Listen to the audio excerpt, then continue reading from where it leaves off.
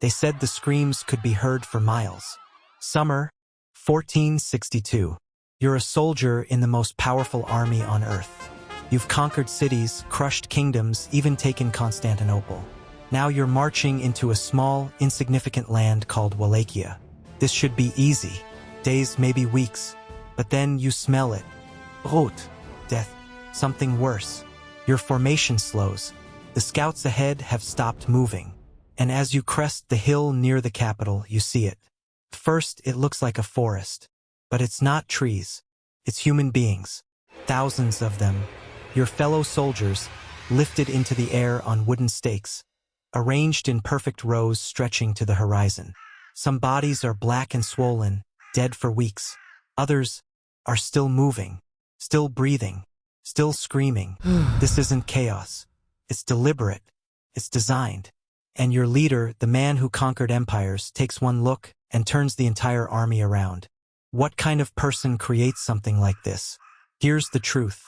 This wasn't madness. This was strategy. Cold, calculated, and terrifyingly effective. The story you think you know about Vlad the Impaler isn't wrong. It's incomplete. Because the truth is much worse. Let's go back. The year is 1442. Vlad is just 11 years old. His father makes a deal with the Ottoman Empire to keep his throne. The price? His sons. Vlad is taken as a hostage, not thrown into a dungeon, but raised inside the enemy's palace. He's educated, trained, fed, and taught languages, philosophy, and warfare. But this isn't kindness. It's control. It's conditioning. For 6 years, Vlad watches carefully. He sees how empires rule, not just with armies, but with fear, public punishments, executions designed not just to kill, but to traumatize entire populations. And most importantly, he learns what it feels like to be powerless. Something inside him changes, not breaks, sharpens. When Vlad finally returns home, everything is gone. His father is dead. His brother is gone. His enemies are everywhere. So he makes a decision.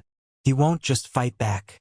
He will reshape the world using the very fear that once controlled him. When Vlad becomes ruler, he invites the nobles who betrayed his family to a feast. They laugh, they drink, they celebrate. Then Vlad asks one question.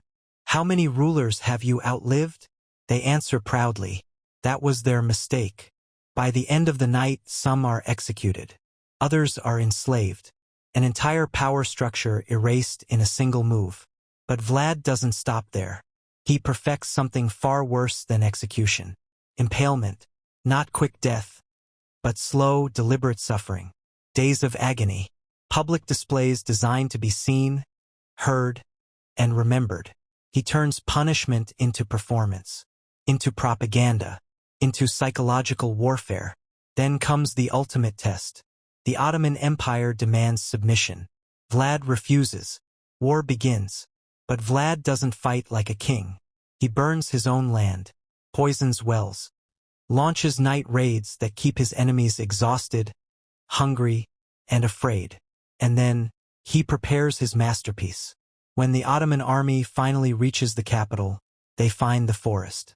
Thousands of impaled bodies arranged with precision. A message not just to soldiers but to their minds. Even hardened warriors begin to break. Some vomit, some flee. And the Sultan himself, a man who conquered Constantinople, chooses to retreat. Not because he lost a battle, but because he lost control of his army's fear. Vlad didn't just fight an empire. He rewired how war was fought. He proved something terrifying. Fear, when used correctly, can defeat even the strongest army. But there's a cost. Because once you rule through fear, you can't stop. Vlad turns his methods on everyone.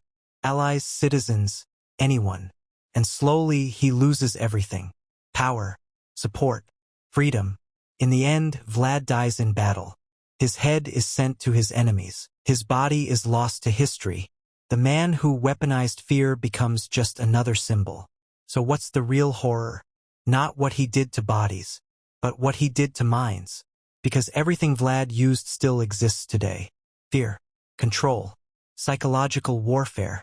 And the most uncomfortable truth of all? It worked. If you want more stories that reveal the darker truths history tries to hide, subscribe. Because sometimes, the scariest part of history isn't what happened.